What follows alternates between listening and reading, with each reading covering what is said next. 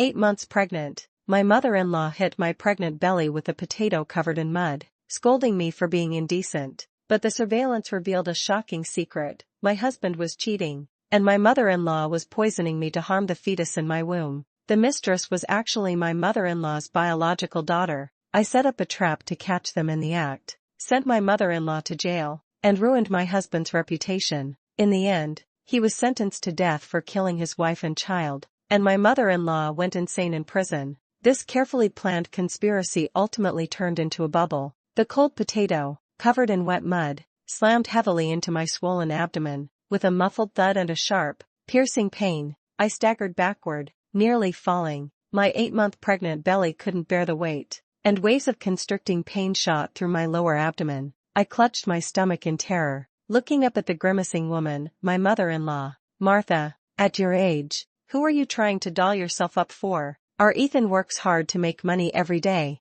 and you're just flirting around at home. I doubt the baby in your belly is even Ethan's." Martha stood with her hands on her hips, spitting as she spoke, the disgust in her eyes like poison needles, piercing my heart. Mud splattered on my face and clothes, making me look a mess. But more than the physical pain and the outward filth, her words were like a dull knife, repeatedly cutting at my heart. 3 months ago, my husband Ethan was transferred for work. The project location was out of state, and I was late in my pregnancy and having difficulty moving around. So Martha offered to come from her hometown to take care of me. I still remember how she was when she first came, caring and considerate, making soup and porridge with meticulous care. She held my hand, her eyes slightly red, and said, "Evelyn, from now on, I will treat you like my own daughter. If Ethan bullies you, tell me, and I will stand up for you." The warmth of that time feels like it was just yesterday, but the person in front of me is completely different. When did the change begin?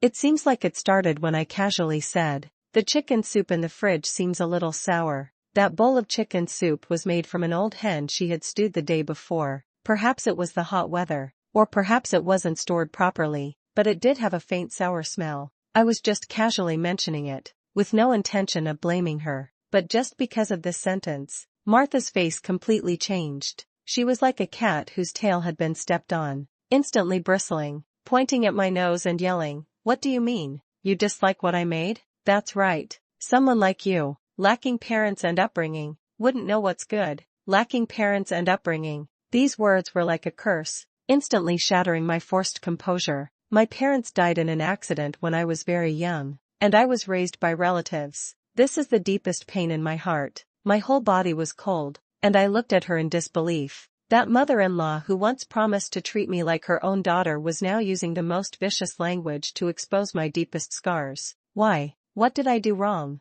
What are you standing there for? Hurry up and cook. Do you expect an old woman like me to serve you? Ethan was really unlucky to marry you. Not only can't you help the family, but the old and the young have to serve you. You spend money like water, thinking you're some kind of rich lady?" Martha complained impatiently, approaching me step by step. Seeing me standing there dumbfounded, my mind went blank, and a huge sense of grievance and incomprehension blocked my chest, almost suffocating me. Just as I was losing focus, a loud slap landed hard on my face. The burning pain spread instantly. My head was turned to the side, and my ears were ringing. The huge impact made me unsteady, and I fell heavily to the ground. What humiliated me even more was that Martha actually stepped forward and stomped on my back with her hard-soled slippers, pinning me to the cold floor, unable to move. "Let me tell you, Evelyn, don't think you're precious just because you're pregnant. It's your blessing that our Ethan took a liking to you. That pot of old hen soup was specially brought from my hometown,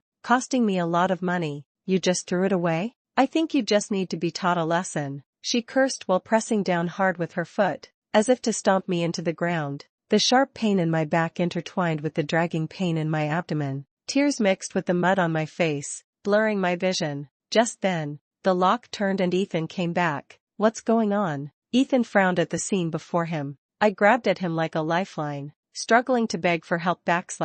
"Ethan," she hit me, but Ethan's gaze went past me, landing directly on Martha, his tone carrying a hint of barely perceptible nervousness. "Mom, didn't I tell you to keep a close eye on her? Did she go to the company again today? Did HR talk to her? Has she been fired?" My heart sank to the bottom in an instant. He's not concerned about whether I'm hurt. or the humiliation I've suffered, but about my job? A chill ran straight from the soles of my feet to the top of my head. I looked at this man I had loved for so many years, and for the first time, he felt so unfamiliar. Ethan, my voice trembled, but with a hint of determination. Have you forgotten whose name is on this house? This is my premarital property. I'm not dead yet. It's not up to others to throw their weight around here. Ethan's face changed, seeming a little impatient. Evelyn, can you stop being unreasonable? Mom is doing this for our own good. I understand you're pregnant and your emotions are unstable, but, for our own good? I sneered, pointing to the redness and swelling on my face and the dirt on my body. Is this for my own good? Hitting me with potatoes? Slapping me? Stomping on me? Ethan's eyes flickered, avoiding my gaze, and instead he went to help Martha up. Mom, get up. The ground is cold. Martha rose to her feet and didn't forget to glare at me. Watching their touching mother-son scene, I felt nothing but irony. Suddenly, an idea flashed through my mind: surveillance. For the sake of safety during pregnancy, I installed hidden cameras in the living room and bedroom, which can be viewed in real time via a mobile app. Martha and Ethan don't know about it. My heart started racing. Taking advantage of the time Ethan was helping Martha back to her room to rest, I endured the discomfort in my body, struggled to get up, hid in the bathroom, and locked the door. With trembling hands, I opened the monitoring app on my phone and brought up the recording of the living room from just now. The video clearly recorded the entire process of Martha's violence. I continued to flip through, wanting to find more evidence. A conversation between Ethan and Martha while I was napping sent chills down my spine.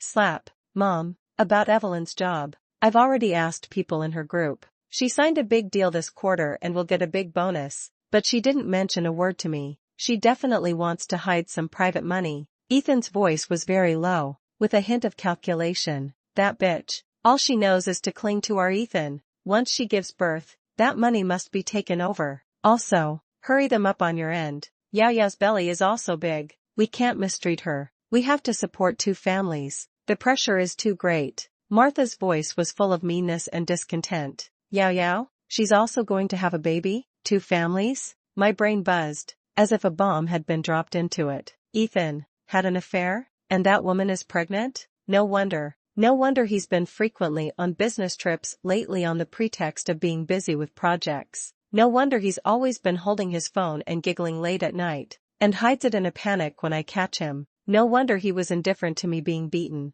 but only cared about whether I was fired and whether I hid the bonus. So, he already had another home, another expectation. A huge sense of betrayal and disgust swept over me, and I leaned against the cold wall, barely able to stand. No, I can't panic. I took a deep breath and forced myself to calm down. Now is not the time to collapse. I immediately took out my phone and sent a message in the team's WhatsApp group. I've always had a good relationship with my team leader. He understands my abilities, and he also knows that I'm having a hard time being pregnant. Mike, I need a favor. If Ethan or his family contacts you or anyone else on the team to inquire about my work situation, just say that I've been fired by the company for losing an important deal. Also, please imply that I may be having marital problems recently and my mood is not good. Mike quickly replied, Evelyn, what happened? Don't worry, I know what to say. Feel free to ask for help anytime. Thank you, Mike. I'll treat you to dinner later.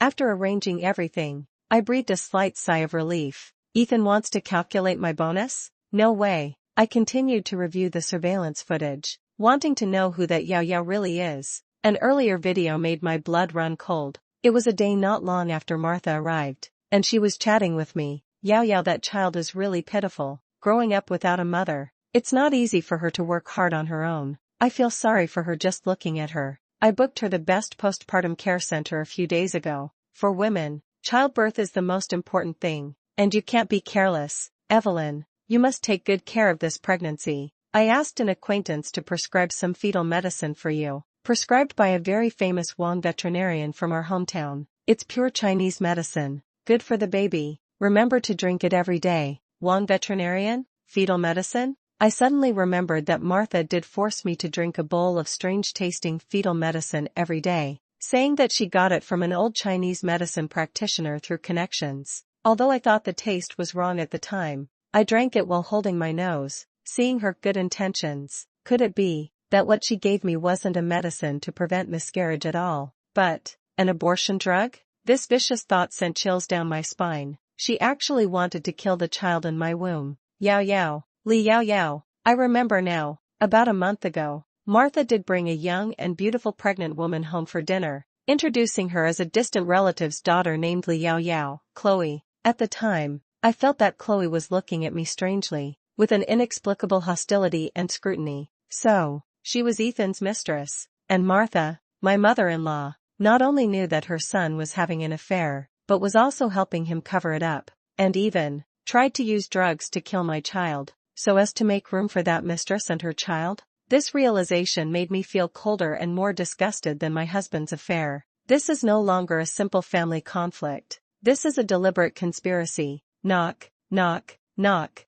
A knock on the door sounded. Evelyn, are you in there? Why is the door locked? It was Ethan's voice. I quickly exited the monitoring app, wiped the tears from my face, took a deep breath, and opened the door. You don't look well. Is something the matter? Ethan's face wore a fake look of concern. It nothing. I tried to make my voice sound calm, with a hint of fatigue, maybe just a little tired. Work stuff. Are you really okay? I heard from your colleagues that you seem to be. Ethan probed cautiously. I lowered my head, my voice choked with sobs. Don't mention it. That order. It gone. The boss is very angry, saying that my pregnancy is affecting my work, and told me to go home and rest. To make the act more realistic, I called my leader Mike in front of Ethan and put it on speakerphone. On the other end of the phone, Mike*'s voice was full of regret and helplessness. Evelyn, don't be too sad. There**s a lot of competitive pressure in the marketing department,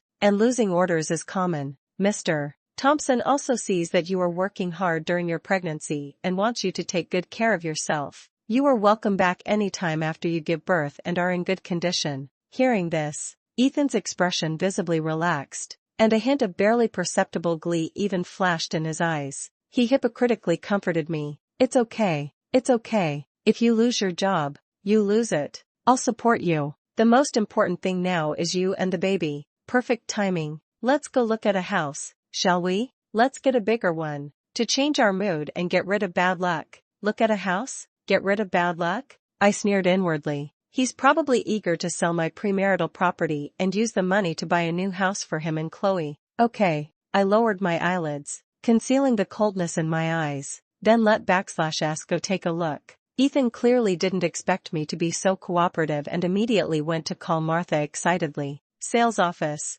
luxurious decoration, attentive sales staff. Ethan and Martha listened to the introduction with great interest, as if they were already living in their dream house. Just then, a familiar figure appeared before us. It was Chloe. She was carrying a pregnant belly as big as mine, affectionately holding Ethan's arm, with a provocative smile on her face. Ethan, Aunt Martha, are you also here to see the house? What a coincidence. Chloe's voice was delicate, but her eyes swept over me like knives. Martha immediately put on a loving face, took Chloe's hand and said, Yao Yao is here. Come and sit down. You must be tired after walking for so long, right? Ethan, quickly pour a glass of water for Yao Yao. Ethan naturally put his arm around Chloe's waist, showing concern and care, completely ignoring me standing aside. The salespeople at the sales office and other prospective buyers were all looking at our strange combination with peculiar eyes. Chloe glanced at me triumphantly, deliberately stroking her belly, and coquettishly said to Ethan, Brother Ethan, the houses here are so beautiful. Shall we live here in the future? When our baby is born, they will definitely love it. Okay, as long as you like it, we'll buy here. Ethan coaxed her softly, but the look he gave me was a bit of urging and impatience. Martha chimed in, Yes, Evelyn, the location and layout of the houses here are better than your old, dilapidated one. Hurry up and sell your house, and we'll add some money to buy a bigger one. It would be great for the whole family to live together in the future. A family? Who is family with you? Looking at the three disgusting people in front of me, the anger and humiliation that had been suppressed in my heart finally erupted. A family? I sneered, my voice not loud, but enough for everyone around to hear clearly. Martha, is the family you're talking about your precious son, your future dear daughter-in-law, and the bastard in her belly? Chloe's face turned pale instantly. Martha stamped her feet in anger. Evelyn, what nonsense are you talking about?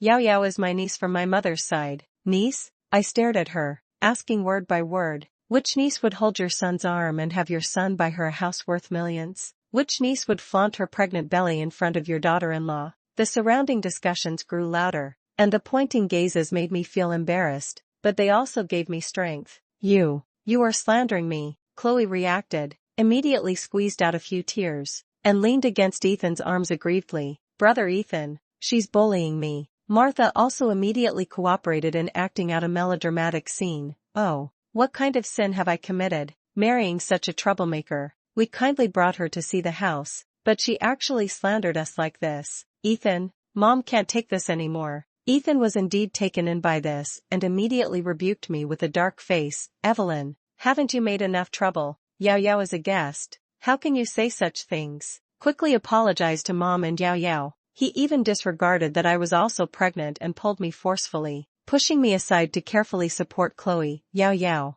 don't be angry. Be careful not to upset the baby. Ethan, let /S sign the contract. I/am tired. Chloe snuggled in Ethan's arms and urged. Okay, we /LL sign it now. Ethan comforted Chloe, then turned to the salesperson. Bring the contract. The salesperson awkwardly handed over the house purchase contract. I glanced at it and, sure enough, only Ethan's name was on the house purchase contract. The game is up. The true motive is revealed. I snatched the contract and, in front of everyone, held it high. Everyone, look closely. This purchase contract only has my husband Ethan's name on it. He's using my premarital property to buy a house for his mistress and illegitimate child. This woman is called Chloe, and the child in her belly isn't a niece at all. It's my husband's, and my dear mother-in-law, Martha, has been helping them hide and scheme against me from beginning to end. Even, my voice trembled with excitement, but I forced myself to continue. Even, she drugged me, trying to kill the child in my womb.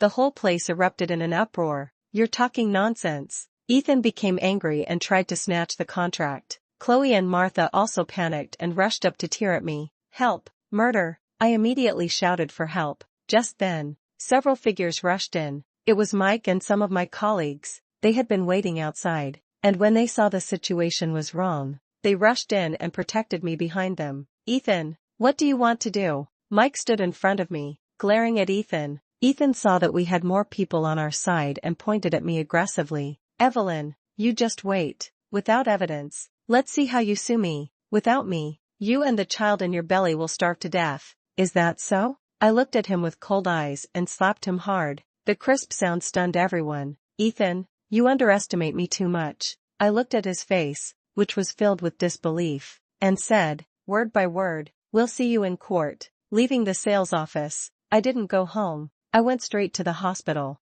I had to confirm the condition of the child. The test results were like a bucket of ice water, pouring over me from head to toe. The fetal development was severely abnormal. The doctor suspected it was due to medication and strongly recommended that I induce labor. Holding that cold medical report, my world completely collapsed. That little life I had been anticipating for 8 months, feeling him grow inside me day by day, was about to leave in such a cruel way before even getting a chance to see the world. It's Martha, that vicious old woman. Immense grief and anger almost consumed me. No, I can't fall. I must get justice for my dead child. I made a difficult decision, to induce labor and request an autopsy on the fetus to obtain evidence of drug residue. After the induced labor, I was physically and mentally exhausted. Ethan and Martha called, not with concern, but with endless abuse and threats. Evelyn, you poisonous woman, how dare you call the police? I'm telling you, withdraw the lawsuit immediately, otherwise, you'll be sorry. Martha screamed hysterically on the phone. Evelyn, leave people a line of retreat, so we can meet again in the future. Do you have to make things so ugly? Even if you get divorced, you won't get much money. Why bother? Ethan's voice was hypocritical and cold. I silently pressed the record button, recording all of their ugly faces. After recovering a little, I turned on the home surveillance. The scene made my eyes crack with anger. Chloe had brazenly moved into my house. She was wearing my pajamas, using my things, and even threw the small clothes and shoes I had prepared for my future daughter on the ground, trampling them with her feet. My child. She didn't even spare my unborn child. The flames of hatred burned fiercely in my chest. I will make them pay. With blood. I ordered a set of extremely revealing lingerie online and anonymously sent it to Chloe. Who lives in my house, with a note on the package saying a surprise from Ethan. Then, I timed it perfectly and called the police. Hello, police? I think there's a burglar in my house. The address is, accompanied by my lawyer, Mike, a few colleagues, and the police who had responded to the call. A large group of us arrived at my doorstep, using the spare key to open the door. The unbearable sounds from the bedroom came to an abrupt halt. I kicked open the bedroom door. Ethan and Chloe were entangled naked on my bed. Flashes went off as the camera brought by the lawyer recorded this dirty scene. Chloe screamed and covered herself with the blanket. Ethan got up in a panic, saw me, and his face turned pale instantly. I walked forward step by step, reached the terrified Chloe, raised my hand, and slapped her hard in the face. Bitch! Just then, Martha, who heard the noise, rushed out in her pajamas. Seeing the scene in front of her, she immediately started to act like a shrew. What are you doing? Trespassing? Police officers, they're bullying people. This is my niece from my mother's side. She's just staying here for a few days. Niece? I looked at her coldly. A niece who is staying for a few days, needs to roll around naked in bed with your son? The police frowned at the farce before them. Get dressed and come back to the police station with us for investigation. At the police station, I took out a copy of the property certificate, photos and videos of catching them in bed, and recordings of Ethan and Martha threatening and insulting me. I said to Ethan, Ethan, 2 paths. 1. Agree to a divorce. You leave with nothing, and I will drop the charges against you for illegally trespassing on someone else's property. 2. We'll see you in court. You will not only be discredited, lose your job, but also face legal sanctions. The choice is yours. Ethan looked at the irrefutable evidence, his face ashen. After struggling for a long time, he finally signed the divorce agreement with a trembling hand. In the property division section, he didn't get a single penny. After signing, I looked at him and suddenly felt incredibly relieved. Slowly, I took out the fake pregnancy belly stuffed in my clothes and threw it on the ground. Ethan and Martha were both stunned. Where is the child? Ethan asked subconsciously. I looked at him, my eyes filled with endless sorrow and hatred. The child? Our child died long ago when your mother, Martha, drugged me. I personally induced the abortion from my body. I took out the heartbreaking fetal autopsy report and the testimony record of Martha finding that Dr. Davis's to prescribe the medicine, and threw them in front of Martha. Martha, you are suspected of intentionally causing injury leading to death. Wait for jail. The autopsy report clearly stated the prohibited drug ingredients remaining in the fetus's body, which completely matched Martha's drug purchase records. Here it comes. Looking at the evidence, Martha could no longer deny it. Her eyes rolled back, and she fainted. Ultimately, Martha was formally arrested by the police with conclusive evidence of intentional injury. A few days later, I received a call from Ethan. He showed no remorse, but instead righteously demanded that I drop the charges. Evelyn, do you have to be so ruthless? That's my mother. She's old and can't withstand imprisonment. Let her go, and we can still have a peaceful breakup. A peaceful breakup? I sneered. Ethan, do you deserve that? Evelyn, don't push your luck. I can live well without you. I'm going to marry Chloe soon. She's young and beautiful, unlike you, who is old and haggard and can't even have children. He tried to provoke me with vicious words. Is that so? My tone was calm, but with a strange smile. Ethan, do you think you know everything? Have you ever wondered why your mother, Martha, is so good to a so-called niece Chloe, even to the point of killing her own grandson? Ethan on the other end of the phone was stunned for a moment. What do you mean? It doesn't mean anything. I hung up the phone, a cold arc appearing at the corner of my mouth. The show has just begun. I used some connections and resources to hire people to spread false information, claiming that a big shot could pull strings to fish Martha out of prison, but it would require a large sum of money to grease the wheels. Ethan, who was newly divorced and penniless, grasped at this like a lifeline and was indeed fooled. He borrowed money everywhere, even resorting to high-interest loans, and gave all the money he scraped together to that middleman. Then, I anonymously packaged and sent part of the surveillance video, with key information hidden, of Ethan's affair, his dalliance with Chloe, and Martha poisoning the fetus to the executive and department groups of Ethan's company, Tech Corp. Ethan, embroiled in scandals, was immediately fired by the company on the grounds of seriously damaging the company's image. Disgraced and heavily in debt. This is the first gift I'm sending him. Martha's case went to trial. In court, as the plaintiff and victim, I calmly stated the facts. To my surprise, Ethan actually showed up in the audience with Chloe. Chloe's abdomen was slightly bulging, and she nestled beside Ethan. They pretended to be intimate, obviously trying to provoke me. During the recess, Chloe even deliberately walked up to me and whispered provocatively,